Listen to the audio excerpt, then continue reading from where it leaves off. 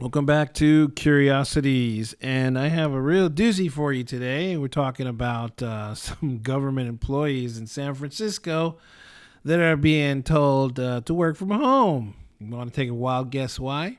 After we posted many like shots and created a ticket on 311, they never got back to us. They just closed the ticket. They just closed the ticket without doing anything. I do feel hopeless. An employee of a restaurant at Willow and Van Ness showed us the bars installed on the front doors after repeated problems. I'm calling the police every day. Every single day, the same thing. Never change. I reached out to the Department of Emergency Management, but as long as the homeless aren't obstructing public right-of-way, they can remain in place. I'm going to tell you why. We're going to look at this article from Yahoo News, but before we do, I want to let everybody know that episode 88 for The Rise of King of Silas has come out over this weekend. So if you've been listening to The Rise of King of Silas and you haven't been caught up yet, we're almost to the end of the series, at least the storyline series. We're not done with the show. But this series is coming to a close, and we just released 88, and there's only 2 more to go, and then it's over. And the link is in the description below. Check it out. Get caught up on that show. It's a great show. You're going to love it. All right, so we're looking at this article on Yahoo News. It says hundreds of government employees in San Francisco told to work from home due to the high levels of crime in the area. Report says this is was just just published yesterday on August 12th.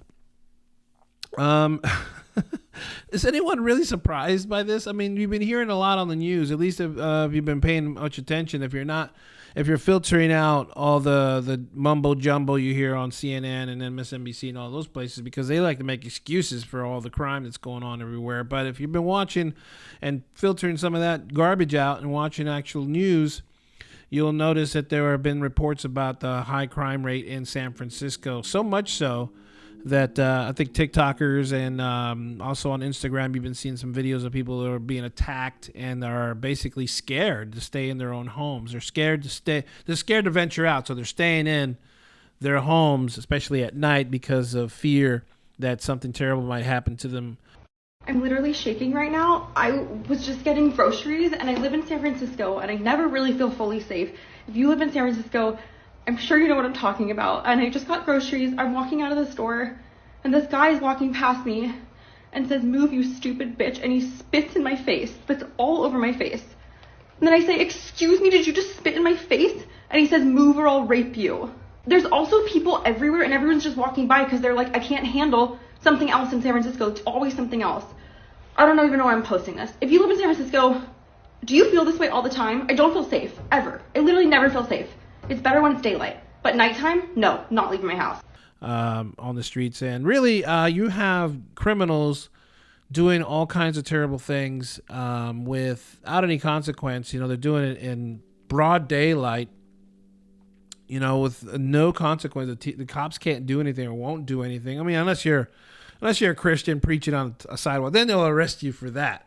But if you're actually like breaking into a store and stealing something or bashing someone's car or someone's head in, yeah, no, you're just some poor guy trying to steal bread for your family. That's a whole different story. But anyway, let's take a look at this article and see what it says. I'm not very confident it coming from Yahoo, but here's what it outlines right off the bat. It says some government staff in San Francisco have been told to work remotely, a report says. The Department of Health and Human Services staff were asked to work from home due to local crime. The city has been battling a drug epidemic and a homelessness crisis in recent years. Well, I mean, what? You know, if those are your core problems, why isn't the city of San Francisco addressing them? You know, if you have residences going, you know, things are getting pretty bad around here, and you have politicians saying, yeah, well, you know, we're gonna try this policy, we're gonna change that policy, and all of a sudden these policies are actually allowing the problem to persist. It is emboldening the criminals to continue their criminal activity without any, you know, basically with impunity, because nothing is going to happen to them. And even if they are arrested, they're back out on the street a few hours later, sometimes less than that. It says hundreds of employees at the Department of Health and Human Services in San Francisco have been told to work from home due to the high level of crime in the area around its office, the San Francisco Chronicle reported. The department recommended that employees work remotely for the foreseeable future, the report says, citing an August 4th memo sent to staff, a copy of which the Chronicle said it had obtained. The advice was given to workers in light of the conditions at the federal building. Cheryl R. Campbell, Assistant Secretary Administrators at the department, said per the report. This is incredibly sad, everyone. This is incredibly sad. And if you think it's going to stop at San Francisco, you're sadly mistaken. This is taking place all over the country in a lot of cities. I live in Baltimore, and I kind of see it wavering a little bit. It's kind of waving at us from a distance. It feels like it's coming here too, but I don't know if the residents here in Baltimore will stand for it. It really depends on where you live and the population that actually is wielding any power. If they are going to have the kind of guts it's going to take to get down there to City Hall and start barking back at these politicians and start pushing back on these policies that are allowing for these criminals to basically run amok and do whatever they want with impunity, without fear. I mean, there's at some point people have to realize it's you're digging your own grave here. You're digging your own grave. You keep voting these half-assed people. There's no other way to put it. If you're going to continue to voting for these politicians that don't care, they don't care about you. They don't care what happens to you. They don't care what happens to your family, your property, your home, your job, clearly. And you could be working for the government. You could be working for the federal government, and you would still find these shills out there that are essentially making excuses for crime, making excuses for the drug epidemic, making excuses and basically trying to convince you that there's no problem here. There's nothing to see here. Oh, you could just work from home. Oh, yeah, sure. Let's just be a prisoner in our homes like we were during the COVID. Oh, yeah, that's a fantastic idea, government. Yeah, that's a great idea. Let's see what else this trash has to say. The federal building is located at 97th Street in San Francisco, which is known as to be a drug hotspot. The dealers offering peddling drugs near or across the street from the building, the Chronicle said. I thought that was just an issue where I live, because I live right across from a federal building. Well, the remnants of a federal building. Hopefully, other cities will be like, yo, this can't stand. We cannot continue to allow this to happen. But what do people do? Okay, well, what you're going to have to do is you're going to have to assemble. You're going to have to go right down to your city hall. You're going to have to write letters and maybe email and set up Zoom calls with people and start organizing. I think that's the one thing that people don't want to be bothered with. They don't want to be bothered with the whole notion of organizing a movement like that, to taking it down to City Hall, taking it right down to the beast in the face and shove it right back down their throat so that they'll have to react to the constituents. California governor's office said in June that in just 6 weeks, the California Highway Patrol had seized more than 4 kilos of fentanyl in the Tenderloin and the immediate surrounding area of San Francisco.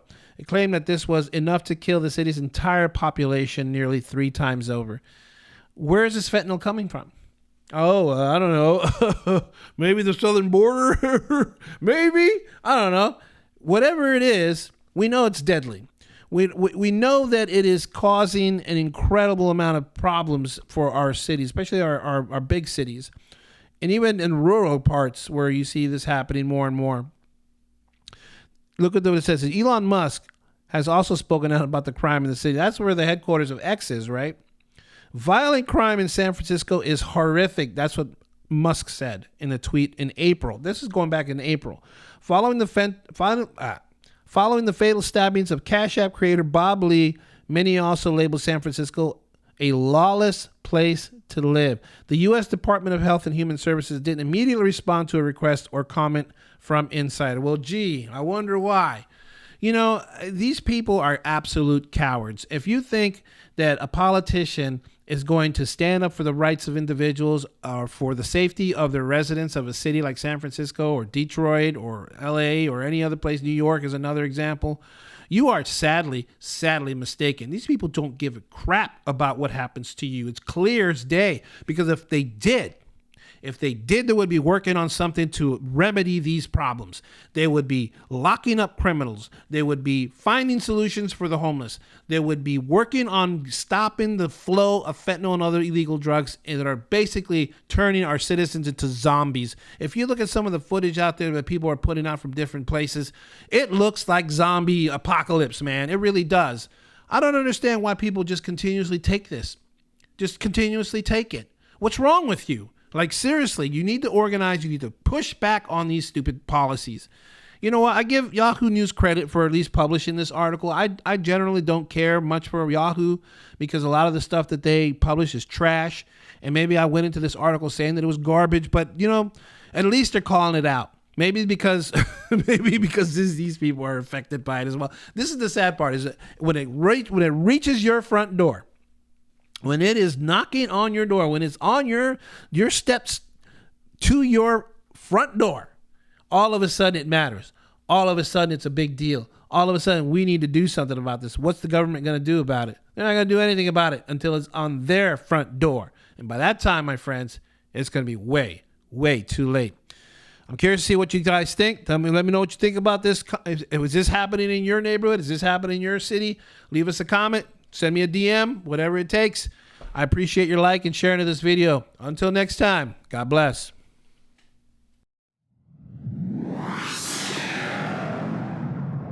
New Kingdom Radio Theater.